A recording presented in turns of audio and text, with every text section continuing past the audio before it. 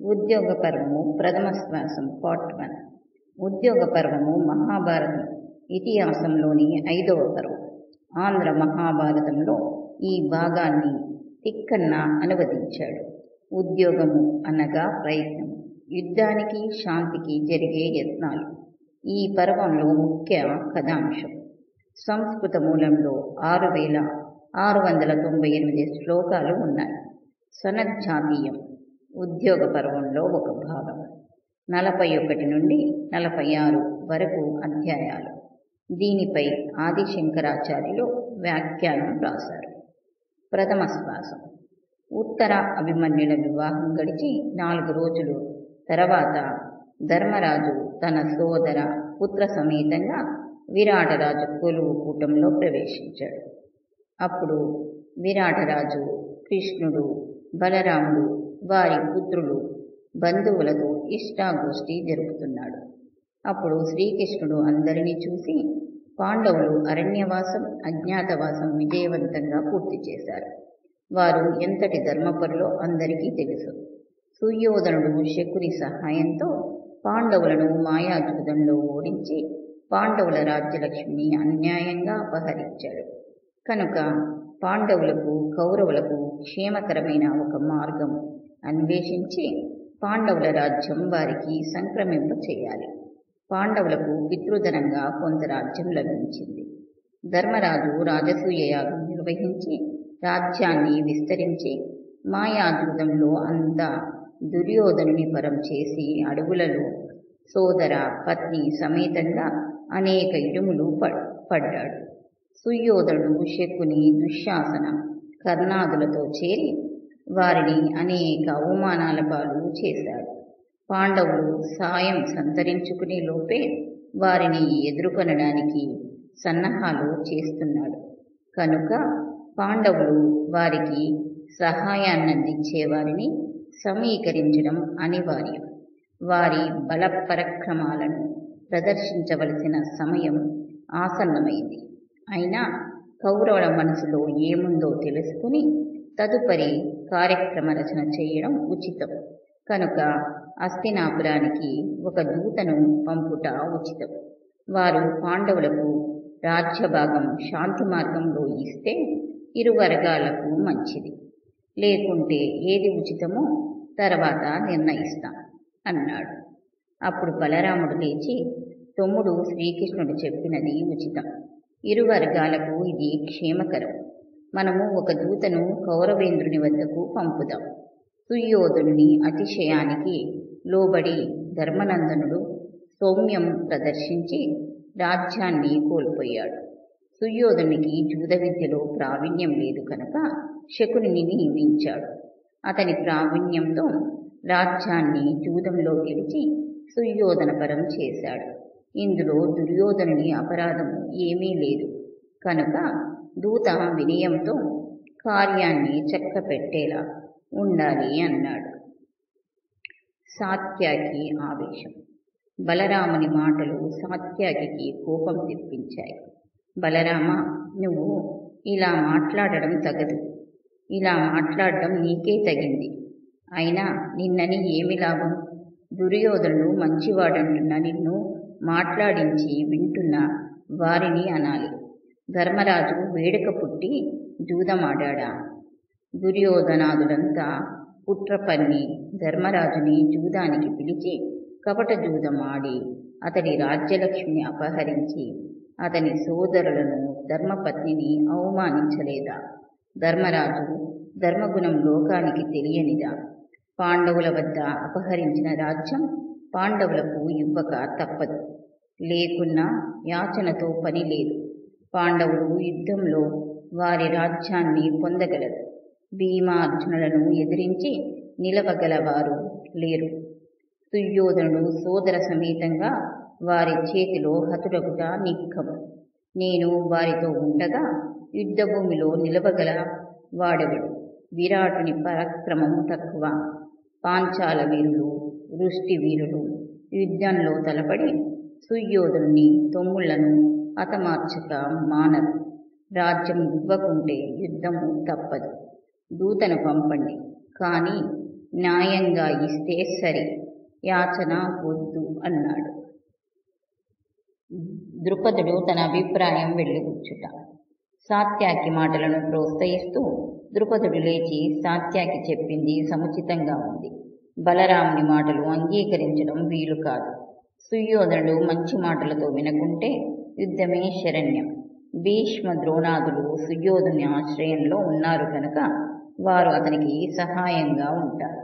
అశ్వత్థామకు సుయోధనుడంటే అభిమానం మెండు కనుక అతడు సుయోధుని వైపు యుద్ధం చేస్తాడు. పుత్ర ప్రేమను జయించలేని ద్రోణుడు సుయోధుణ్ణి వీడడు. కృపాచార్యుని బంధుత్వం అతడిని సుయోధుని వైపు కట్టుబడేలా చేస్తుంది. ధృతరాష్ట్రునికి పుత్రుడంటే విపరీతమైన ప్రేమ కనుక అతడు సుయోధుని అకృత్యాలను ఖండించి రాజ్యభాగాన్ని పాండవులకు ఇప్పించలేడు. శకుని మేనల్లుని ఆకృత్యాలను పెంచి పోషిస్తాడు. కర్ణుడు యుద్ధోన్మాది, అతడు సుయోధుని యుద్ధానికే ప్రోత్సహిస్తాడు. దుశ్శాసనాది సోదరులు అన్న ఆజ్ఞ మీరరు కనుక సుయోధనుడు సంధికి అనుకూలంగా స్పందించడు. యుద్ధం అనివార్యం. సుయోధనుడు ఇప్పటికే ఆ ప్రయత్నాలు కొనసాగిస్తుంటాడు. రాజులు ముందుగా అడిగిన వారికే సహాయపడతారు కనుక మనము రాజుల సహాయాన్ని ముందుగా కోరడం మంచిది. వెంటనే మనము మన మిత్ర రాజులైన కేకేయ రాజు, జరాసంధుని కుమారుడు దుష్టకేతు మొదలైన వారికి సమాచారం అందించి సహాయం కోరడం తక్షణ కర్తవ్యం అని చెప్పాడు. ద్రుపదుడు ఆపై తన పక్కనే ఉన్న బ్రాహ్మణుని చూపి, ఇతడు నాకు అగ్రపురోహితుడు. ఇతడు చతుర సంభాషణలో గటికుడు. ఇతడు భీష్మ ద్రోణ ధృతరాష్ట్రాదులతో యుక్తంగా మాట్లాడగలడు. ఇతడి అన్ని విషయములు చెప్పి మన దూతగా ధృతరాష్ట్రుని వద్దకు పంపుతాము అన్నాడు. ద్రుపదుడు దూతను పంపుట. శ్రీకృష్ణుడు ద్రుపదునితో, ధర్మజ, మీరు ద్రుపదుడు చెప్పిన మాట జరిగేలా చెయ్యండి. పెళ్లికి వచ్చిన వారం ఎక్కువ రోజులు ఇక్కడ ఉండటం మంచిది కాదు. మేము వెళతాం అని ద్రుపదుని చూసి, మీరు అందరికీ గురు స్నానంలో ఉన్నారు. మీ మాట అంటే ధృతరాష్ట్రునికి మన్నన. భీష్ముడు మిమ్ము ఆదరిస్తాడు. ద్రోణ కృపులతో మీకు స్నేహం ఉంది కనుక పాండవుల తరపున దూతను పంపు బాధ్యత మీదే. మీ మాట మేము అంతా ఆదరిస్తాం.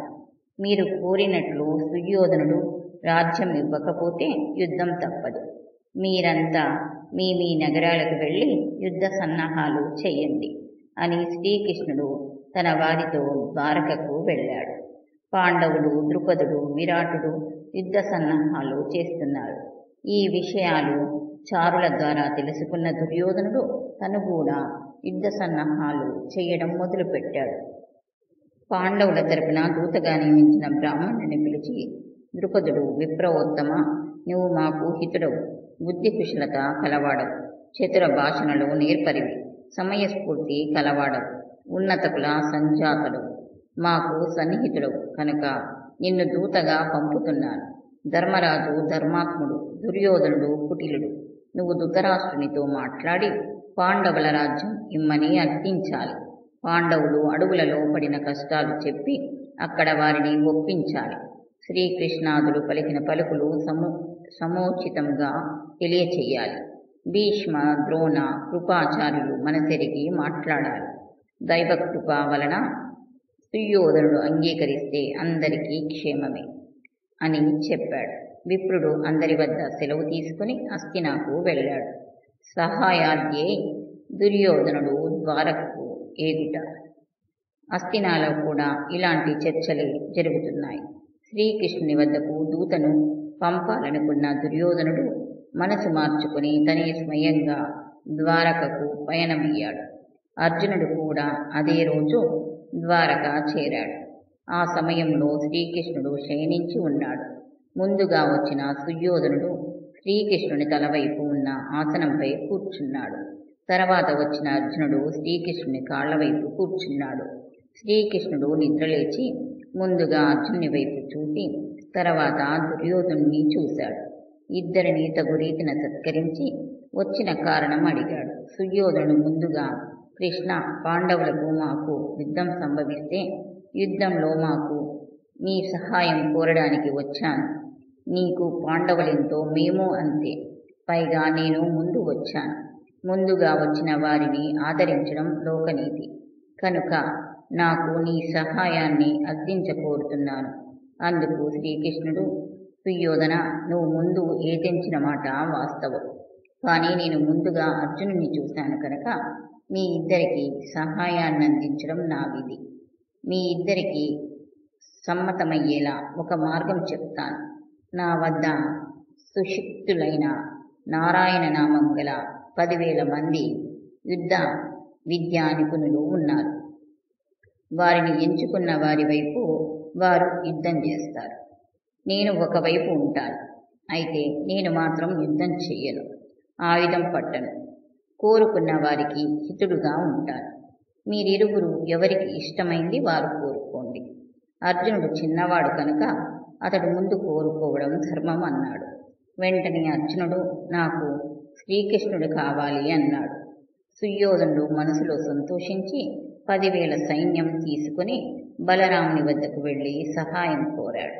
బలరాముడు, సుయోధన, అభిమన్యుని వివాహ సమయంలో నేను నిన్ను సమర్థించాను. అందుకు కొందరు వ్యతిరేకించారు. నాకు కృష్ణుడంటే అభిమానం. అందుకని అప్పుడే నేను ఏమీ అనలేకపోయాను. కనుక నేను ఎవరి పక్షము వహించక ఊరక ఉంటాను అన్నాడు. సుయోధనుడు బలరాముని వద్ద వీడుకోలు తీసుకుని కృతవర్మ వద్దకు వెళ్లి సహాయం అందించాడు. కృతవర్మ ఒక ఔక్షిణి సైన్యాన్ని సహాయంగా ఇచ్చాడు. దానిని తీసుకుని సుయోధనుడు హస్తినాకు తిరిగి వెళ్ళాడు. అర్జునుని ఆంతర్యం. శ్రీకృష్ణుడు, అర్జున, అదేమిటి, నన్ను కోరుకున్నావు? ఆయుధం పట్టని, యుద్ధం చెయ్యని నా వల్ల నీకు మేలు ఏమిటి అన్నాడు. అర్జునుడు, కృష్ణ, నిన్ను యుద్ధంలో గెలవగల మనగాడెవడు? నిన్ను ఎదిరించి నేను గెలవగలనా? పైగా నువ్వు ఉన్న వైపు విజయలక్ష్మి ఉంటుంది కనుక నీ తోడ్పాటు చాలు. దానితో నేను యుద్ధం చేసి రాజ్యం హస్తగతం చేసుకుని ధర్మరాజుని నిలపడమే ఖ్యాతి. గాని నువ్వు గెలిచిన రాజ్యానికి ధర్మరాజుని రాజుని చేయడం ధర్మమా? నీవు మాకు పక్కబలంగా ఉంటే చాలు. నా చిరకాల వాంఛ అయిన నీ సారథ్యం ప్రసాదించి నన్ను అనుగ్రహించు, అదే చాలు అన్నాడు. శ్రీకృష్ణుడు, అర్జున, నీ కోరిక తప్పక తీరుతుంది. నీకు సారథ్యం వహించి విజయలక్ష్మిని నీకు సొంతం చేస్తాను. మనము వెళ్ళి ధర్మరాజుతో ఆలోచించి తదుపరి కార్యాచరణ చేద్దాం పద అని అర్జునునితో ఉపప్లవ్యం చేరారు. శల్యుడు సుయోధనునికి సహాయం అందించుట. ధర్మరాజు పంపిన దూతలు శల్యుని వద్దకు వెళ్లి పాండవులకు సైన్య సహాయం చెయ్యమని ధర్మజుని కోరిక వెళ్ళబుచ్చారు. శల్యుడు ఆనందంగా సైన్య సమేతుడై ఉపప్లవ్యం బయలుదేరాడు. చారుల ద్వారా విషయం గ్రహించిన సుయోధనుడు శల్యుడు వచ్చు మార్గంలో తన మనుషుల ద్వారా వారి సైన్యానికి సకల మర్యాదలు సౌకర్యాలు సమకూరేలా చేశాడు. విందులు వినోదాలు ఏర్పాటు చేసి రాజమర్యాదలు చేశాడు. ఇవి చూసిన శల్యుడు, ఈ మర్యాదలు చేస్తున్నవారు నా మర్యాదకు అర్హులు. ఈ ఏర్పాట్లను చేసిన ధర్మరాజు అమాత్యులను పిలిపించండి అన్నాడు. అప్పుడు సుయోధనుడు శల్యుని వద్దకు వెళ్లి అవన్నీ తను చేసినట్లు చెప్పాడు. శల్యుడు సంతోషించి, నీకు ఏమి కావాలో కోరుకో అన్నాడు. అందుకు సుయోధనుడు, ఆర్య, నీకు మేము పాండవులము ఒకటే కదా, కనుక నన్ను కూడా వారితో సమానంగా ఆదరించండి అని అడిగాడు. శల్యుడు, సుయోధన, నువ్వు చెప్పినది నిజం. నాకు మీ ఇరువురి నడుమ భేదం లేదు. నీకు ఏమి కావాలో కోరుకో అన్నాడు. సుయోధనుడు, నీ సహాయ సహకారాలు అందించడం కంటే కావాల్సినది ఏముంది అన్నాడు. శల్యుడు అందుకు సమ్మతించాడు. ఆ తర్వాత శల్యుడు, నేను ధర్మరాజు వద్దకు వెడుతున్నాను. అతన్ని దర్శించిన తర్వాత నీ దగ్గరకు వస్తాను అన్నాడు. సుయోధనుడు, అలాగే వెళ్ళండి, కానీ నాకిచ్చిన మాట మరవవద్దు అన్నాడు. శల్యుడు అందుకు అంగీకరించి ధర్మరాజును చూడటానికి ఉపప్లవ్యం చేరాడు. ధర్మరాజు తన తమ్ముళ్లను ద్రౌపది, సుభద్ర, అభిమన్యుడు, ఇతర మిత్రులతో శల్యునికి సాదర స్వాగతం పలికాడు. శల్యుడు ధర్మరాజును ఆలింగనం చేసుకుని, ధర్మరాజా, కష్టసాధ్యమైన అరణ్యవాసాన్ని, అంతకంటే కష్టమైన అజ్ఞాతవాసాన్ని పూర్తి చేశారు. మీరు నమ్ముకున్న సత్యనిష్ట, ధర్మనిష్టకు నిలబడ్డారు అని శ్లాఘించి సుయోధునికి ఇచ్చిన వరాన్ని వివరించాడు. ధర్మరాజు, మీరు సుయోధునికి ఇచ్చిన వరం మంచిదే, కానీ దాన్ని నెరవేర్చండి. అలాగే నా కోరిక నెరవేర్చండి. రాబో యుద్ధంలో అర్జునుకు శ్రీకృష్ణుడు సారథ్యం వహిస్తున్నాడు. సుయోధుని పక్షంలో మీకంటే సారథ్యంలో నేర్పరి లేడు. కర్ణుడు అర్జునుని మీద పగ, ద్వేషంతో రగిలిపోతుంటాడు. కనుక కర్ణునికి మిమ్మల్ని సారథ్యం చెయ్యమంటే ఆ బాధ్యత తీసుకొని కర్ణుని మనసులో అనుక్షణం కలత కలిగిస్తూ అవసర సమయంలో సహాయ నిరాకరణ చేసి అర్జునుని కాపాడండి. ఇది అకృత్యమని తలపక నా కోరిక మన్నించండి అని కోరాడు. శల్యుడు ధర్మరాజు ఆంతర్యం గ్రహించాడు. ధర్మనందన, సుయోధనుడు కోరితే కర్ణునికి సారథ్యం వహించి నీ కోరిక నెరవేరుస్తాను. కర్ణుని వంటి దుర్మార్గునికి కర్ణ కఠోరమైన నా మాటలతో కలత కలిగించి అర్జునుని చేతిలో ఓడిపోయేలా చేస్తాను అన్నాడు. ధర్మజ, ఇదే కాదు, నువ్వు ఇంకేమి కోరినా చేస్తాను. నీకు జరిగిన అవమానం, అడవులలో మీరు పడిన కష్టాలు మరవడం ఎవరి తరం? నువ్వే కాదు, ఇంతకు పూర్వము ఇంద్రుడు కూడా ఇలాగే అనుభవించాడు. విధిరాతను తప్పించడం పరమశివునకు కూడా సాధ్యం కాదు కదా అన్నాడు. ఇంద్రుడు పదవీచిత్తుడై తిరిగి పట్టాభిషిక్తుడగుట. శల్యుని మాటలు విన్న ధర్మరాజు, మహానుభావ, ఇంద్రుడు, సచీదేవి ఎందుకు కష్టాల పాలయ్యారు? కొంచెం వివరించండి అన్నాడు. శల్యుడు ఇలా చెప్పసాగాడు. దేవతలలో త్వష్ట అనేవాడు ఉన్నాడు. అతడు ఉత్తముడు. అతడు తన తపోశక్తితో 3 తలలున్న ఒక వ్యక్తిని సృష్టించాడు. అతని పేరు విశ్వరూపుడు. విశ్వరూపుడు ఇంద్ర పదవి కోరి ఘోర తపస్సు చేస్తున్నాడు. ఇది తెలుసుకున్న ఇంద్రుడు అతని తపస్సు భగ్నం చేయటానికి అప్సరసలను పంపాడు. విశ్వరూపుడు అప్సరసల తలుపు వెలుగులకు లొంగక పోవడంతో ఇంద్రుడు విశ్వరూపుణ్ణి చంపి ఆ విషయం 1 సంవత్సరం రహస్యంగా దాచాడు. తర్వాత అందరికీ ఆ విషయం తెలిసి ఇంద్రుని చర్యను నిరసించారు. అతడు బ్రహ్మహత్యాపాతకం చేశాడని ఖండించారు. తనకు అంటిన బ్రహ్మహత్యాపాతకం పోగొట్టుకోవడానికి ఒక యాగం చేసి తన కంటిన పాపాన్ని సముద్రానికి, స్త్రీలకు, వృక్షాలకు పంచి పెట్టి బ్రహ్మహత్యా దోషాన్ని కడిగివేశాడు. వృత్తాసుర వధ.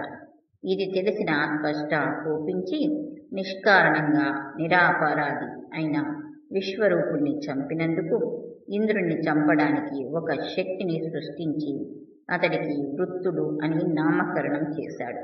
అధిక బల సంపన్నుడైన వృత్తుడు ఇంద్రుణ్ణి జయించి అతనిని మింగి కడుపు బరువెక్కడంతో నిద్రకు ఉపక్రమించి గట్టిగా ఆవరించాడు. అప్పుడు ఇంద్రుడు తన శరీరాన్ని చిన్నదిగా చేసి బయటకు వచ్చాడు. ఇంద్రుడు తిరిగి వృత్తాసునితో యుద్ధానికి దిగాడు. వృత్తుని ధాటికి తట్టుకోలేక దేవతలు మందర పర్వత శిఖరానికి చేరి వృత్తుని చంపే ఉపాయం కోసం ఆలోచించారు. అందరూ మహావిష్ణువు వద్దకు వెళ్ళి వృత్తుని చంపే ఉపాయం చెప్పమని అర్థించారు. మీరు వెళ్ళి ఇంద్రునికి సంధి చెయ్యండి. నేను తగిన సమయం చూసి ఇంద్రుని వజ్రాయుధంలో ప్రవేశించి అతడు అంతమయ్యేలా చేస్తాను అన్నాడు. ఋషులంతా వృత్తుని వద్దకు వెళ్ళి, ఇంద్రుడు అజేయుడు, నీవా అధిక బలశాలివి. మీరు ఒకరిని ఒకరు జయించడం ఎన్నటికీ సాధ్యం కాదు. కనుక ఇంద్రునితో మైత్రి చేసుకో అని నచ్చ చెప్పారు. వృత్తుడు అందుకు అంగీకరిస్తూ, బదులుగా నాకు ఒక వరము ప్రసాదించండి. నేను తడిసిన దానితో కానీ, ఎండిన దానితో కానీ, రాత్రి కానీ పగులు కానీ సంహరించబడకూడదు. అందుకు ఒప్పుకుంటే ఇంద్రునితో సంధి చేసుకుంటాను అన్నాడు. వృత్తుడు మైత్రి చేసుకున్న ఇంద్రుడు మాత్రం వృత్తుణ్ణి సంహరించే మార్గం అన్వేషిస్తూ ఉన్నాడు. ఒకరోజు అసుర సంధిలో సముద్ర తీరంలో విహరిస్తున్న వృత్తుణ్ణి చూసి అతడిని సంహరించడానికి అది తగిన సమయమని గ్రహించిన ఇంద్రుడు విష్ణువును ప్రార్థించి తన వజ్రాయుధాన్ని సముద్ర జలాల నురుగులో ముంచాడు. విష్ణువు ఆ నురుగులో ప్రవేశించాడు. ఆ నురుగు సహాయంతో వృత్తుణ్ణి సంహరించాడు. నహూషుడు. ఈ విషయం తెలిసిన భూతాలు బ్రహ్మహత్య చేసినందుకు నిందించాయి. బ్రహ్మహత్యా పాతకం వెంట తరమగా ఇంద్రుడు పదవీచిత్తుడై నిషిదాచలంలో తలదాచుకున్నాడు. దేవతలంతా ఇంద్ర పదవి కోసం తగిన వాడి కోసం అన్వేషిస్తూ భూలోకంలో 100 అశ్వమేధ యాగాలు చేసిన నహూషుడు అనే మహారాజును ఆ పదవిలో కూర్చోమని అర్థించారు. నహూషుడు మాత్రం అందుకు అంగీకరించలేదు. ఇంద్ర పదవి అధిష్ఠించేంత సామర్థ్యం తనకు లేదన్నాడు. యముడు, అగ్ని, వరుణాది దేవతలు తమ శక్తిని అతనికి పంచారు. నహూషుడు దానితో అధిక బల సంపన్నుడైనాడు. నహూషుడు ఇంద్ర పదవి అధిష్ఠించి ధర్మపరుడై సమస్త లోకాలను పాలిస్తున్నాడు. కిన్నెరులు, కింపురుషులు, యక్షులు, సిద్ధులు, విద్యాధరులు, గంధర్వులు, గరుడులు సమస్త దేవతల నుండి తేజోభాగములు స్వీకరించి అత్యంత తేజోమయుడయ్యాడు. మునులంతా నహూషుణ్ణి సేవిస్తున్నారు. తుంబర, నారదులు గానంతో వినోదం అందిస్తున్నారు. రంభ, మేనక, తిలోత్తమ, ఊర్వశి మొదలైన అప్సరసులు నాట్యంతో వినోదం కలిగిస్తున్నారు. ఇన్ని భోగాలు ఒక్కసారిగా సంక్రమించగానే నహూషునిలో గర్వం తొంగి చూసింది. నహూషుడు సచీదేవిని కోరుట. నహూషుడు ఇంద్రుని భార్య సచీదేవిని చూసి ఆమె అందానికి ముగ్ధుడై ఆమెను మోహించాడు. అతడు దేవతలను పిలిచి, నేను స్వర్గాధిపతిని, అందరూ నన్ను చూడటానికి వచ్చారు, కానీ సచీదేవి మాత్రం నా వద్దకు రాలేదు. వెంటనే ఆ సుందరాంగి సచీదేవిని ఇక్కడకు పిలిపించండి అని ఆజ్ఞాపించాడు. అది విని సచీదేవి భయపడి దేవగురువు బృహస్పతిని శరణు వేడింది. జరిగినదంతా విన్న బృహస్పతి, అమ్మా సచీదేవి, ఊరడిల్లుము, నీ భర్త తిరిగి రాగలడు, నేను నిన్ను కాపాడుతాను అన్నాడు. ఇది తెలిసిన నహూషుడు, నేను కోరిన వనితకు బృహస్పతి రక్షణ కల్పిస్తాడా అని ఆగ్రహించగా, దేవతలు దేవేంద్ర పదవిలో ఉన్న మీరు పరస్త్రీలను కోరుట తగదు అని నచ్చ చెప్పారు. అందుకు నహూషుడు నవ్వి, ఇంద్రుడు గౌతముని భార్యను కామించినప్పుడు ఈ బుద్ధులు మీరెందుకు చెప్పలేదు? మీరు వెంటనే సచీదేవిని నా వద్దకు తీసుకురండి అన్నాడు. దేవతలు మునులతో బృహస్పతి వద్దకు పోయి, గురుదేవ, ఇంద్ర పదవిలో ఉన్న నహూషుడు సచీదేవిని కోరడానికి అర్హుడు కనుక సచీదేవిని అతని వద్దకు పంపి అతని కోపం పోగొట్టండి అని ప్రార్థించారు. బృహస్పతి నవ్వి, నహూషుడు సచీదేవిని కోరడమా? అందుకు మీరు అంగీకరించడమా? ఇది లోకహితమా? ఇంతటి మహాకార్యాన్ని ఆచరించవలసిందే కాని శరణు వేడిన వారిని విడుచుట ధర్మం కాదు కనుక నేను ఆమెను పంపను అన్నాడు. మునులు అయితే తగిన కర్తవ్యం ఆలోచించండి అని అర్థించారు.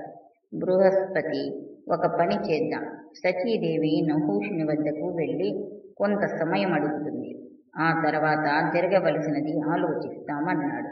బృహస్పతి ఆదేశానుసారం సచీదేవి నహూషుని వద్దకు వెళ్ళింది. నేను ఇంద్రపత్నిని, ఇంద్రుడు ఉన్నాడో లేదో తెలియలేదు, నా మనసు శంకిస్తుంది, ఏ విషయమూ తెలియకుండా తొందరపడకూడదు, నాకు కొంత సమయం కావాలి అన్నది. నహూషుడు అందుకు అంగీకరించాడు. మునులు రహస్యంగా విష్ణుమూర్తిని కలుసుకొని ఇంద్రుని పాపము పోగొట్టమని సచీదేవి ఇంద్రుని వద్దకు పోవుట. విష్ణుమూర్తి ఇంద్రుని చేత అశ్వమేధయాగం చేయించండి, అతని పాపం పోతుంది అన్నాడు. మునులు అలాగే ఇంద్రుని చేత అశ్వమేధయాగం చేయించారు. ఇంద్రుని పాపం పరిహారం కాగానే అమరావతికి వెళ్ళాడు. అక్కడ నహూషుడు అమిత తేజోమయుడై ఉండటం చూసి భయపడి ఎవ్వరికీ చెప్పకనే వెళ్ళిపోయాడు. ఇంద్రుని జాడ తెలియని సచీదేవి కలతపడి అపశృతి అనే దేవతను ఆరాధించి ఆమెను సాక్షాత్కరింపచేసుకుంది. అపశృతి అమ్మ, సచీదేవి, నేను నీ ప్రాతిపత్యానికి మెచ్చి వచ్చాను, నువ్వు నా వెంట వచ్చిన ఎడల నీ భర్తను చూడగలవు అని ఉపశ్రుతి సచీదేవిని హిమాలయాలకు ఉత్తర దిక్కున ఉన్న మంజుమంతము అనే పర్వతం వద్దకు తీసుకువెళ్ళింది. అక్కడ ఉన్న సరోవరంలో ప్రవేశించారు. ఆ తర్వాత ఒక తామర పుష్ప కాడలో ప్రవేశించారు. అక్కడ సూక్ష్మ రూపంలో ఉన్న ఇంద్రుణ్ణి చూపి, ఉపశ్రుతి అమ్మ, నీ భర్త ఇక్కడ ఉన్నాడు చూడు అని చెప్పి ఉపశ్రుతి అదృశ్యమైంది. ఇంద్రుడు ఆశ్చర్యపడి, నేను ఇక్కడ ఉన్నది నీకెలా తెలుసు అని సతీదేవిని అడిగాడు. సతీదేవి జరిగినది అంతా చెప్పి, నాదా, నువ్వు నహూషుణ్ణి చంపి నన్ను రక్షించాలి అని వేడుకుంది. ఇంద్రుడు, దేవి, నహూషుడు ఇప్పుడు నాకంటే బలవంతుడు. దేవతలు, ఋషులు అతనికి తమ శక్తులు ప్రసాదించారు కనుక అతను అజేయుడు. శత్రుశక్తి సంపన్నుడై ఉన్నప్పుడు వేచి ఉండటం రాజనీతి. అతనికి నీ మీద మోహం కలిగింది. మనం దానిని అనుకూలంగా మార్చుకోవాలి. నువ్వు అతనితో సఖ్యం నటించి నువ్వు నన్ను పొందాలంటే సప్తఋషి వాహనంపై రమ్మని చెప్పు. దానితో అతని పుణ్యం క్షీణించి పతనం కాక తప్పదు. ఆపై నేను అతనిని జయించడం సులువు అన్నాడు. అందుకు అంగీకారం చెప్పి సచీదేవి అమరావతికి తిరిగి వచ్చింది. నహూషుడు మరలా సచీదేవి వద్దకు వచ్చి తన కోరిక తీర్చమని అడిగాడు. సచీదేవి, మహేంద్ర, నేను పెట్టిన గడువు ఇంకా మిగిలి ఉంది. ఆ గడువు తీరగానే నువ్వు సప్తఋషి వాహనం మీద వస్తే నేను నిన్ను వరించగలను అని చెప్పింది. మోహావేశంలో ఉన్న నహూషుడు ఉచితానుచితములు మరిచి మునులను వాహనంగా చేసుకుని తిరగసాగాడు. సచీదేవి బృహస్పతి వద్దకు పోయి నన్ను నా నాదుడిని రక్షించండి అని అడిగింది. బృహస్పతి సచీదేవి, చింతింప పని లేదు, నహూషుడు ఋషి వాహనంతో శక్తిని కోల్పోతాడు అన్నాడు.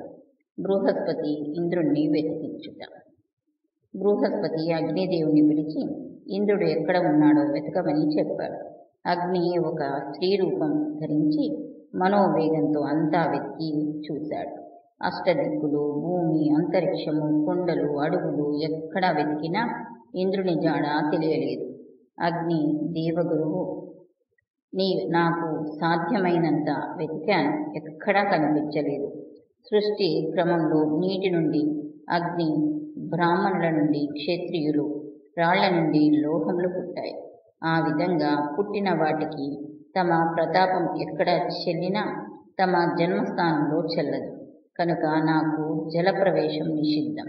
కనుక అక్కడ నేను వెతకలేను అన్నాడు. బృహస్పతి, అగ్నిదేవ, నీకు సకల చరాచరంలో ప్రవేశం కలదు. నువ్వు చేరజాలని ప్రదేశం లేదు. నీకు నేను నీటిలో ప్రవేశించే అర్హతను కలిగిస్తాను. అక్కడ కూడా ఇంద్రుని కొరకు వెతుకు అన్నాడు. ఆ తర్వాత అగ్ని జలరాశులలో కూడా వెతికి తామర తూడులో ఉన్న ఇంద్రుణ్ణి కనుక్కున్నాడు. వెంటనే బృహస్పతి ఇంద్రుని వద్దకు వెళ్ళాడు. అతనితో, ఇంద్ర, నీ తప్పు ఏమీ లేదు. వృత్తాసుని వద ఎలా పాపం అవుతుంది? నీ తప్పు లేకనే నువ్వు పదవి త్యాజించావు. మార్గాంతరం లేక నహూషుణ్ణి పదవి కట్టపెడితే అతడు దేవతలు ఇచ్చిన శక్తితో బలగర్వితుడై ప్రవర్తిస్తున్నాడు. తనను మోయడానికి మునిపల్లకి ఉపయోగించి తన శక్తి క్షీణింపచేసుకున్నాడు. కనుక ఇది అతనిని జయించడానికి తగిన సమయం. నువ్వు వచ్చిన సమయంలో నహూషుడు బలవంతుడు, కానీ ఇప్పుడు అతడు శక్తిహీనుడు. అశ్వమేధ యాగం చేసి పాపాన్ని పోగొట్టుకున్న నువ్వు ఇప్పుడు ఇంద్ర పదవికి అర్హుడవు. కనుక నువ్వు వచ్చి నహూషుణ్ణి జయించి నీ పదవిని తిరిగి స్వీకరించు అన్నాడు. అష్టదిక్పాలకులు కూడా ఇంద్రుని వద్దకు వచ్చారు. అందరూ నహూషుణ్ణి జయించే ఉపాయం గురించి ఆలోచిస్తున్న సమయంలో అగస్త్యుడు అక్కడికి వచ్చి, ఇంద్ర, నహూషుడు పదవీభ్రష్టుడయ్యాడు. ఇంకా నీ సింహాసనం అధిష్ఠించవచ్చు అన్నాడు. నహూషుడు పదవీభ్రష్టుడు అగుట. ఇంద్రుడు అగస్త్యునకు నమస్కరించి నహూషుడు ఎలా పదవీచిత్తుడైనాడు చెప్పమని అడిగాడు. అగస్త్యుడు మునులంతా అతని వాహనం మోస్తూ బాధపడుతున్న సమయంలో ఒకనాడు నహూషుడు బ్రాహ్మణులతో ఇష్టాగోష్ఠి జరుపుతున్న సమయంలో ఋషులు ఇలా అడిగారు. గో సంప్రోక్షణమందు బ్రాహ్మణములైన మంత్రములు చెప్పబడినవి, అవి నీకు ప్రమాణభూతములా అని అడిగారు. అందుకు నహూషుడు గర్వంతో అవి నాకు ప్రమాణములు కావు అన్నాడు. నేను అతనికి అడ్డు చెబుతూ ఋషులచే అభినందితమైన మంత్రములను నిందించుట అజ్ఞానము అన్నాను.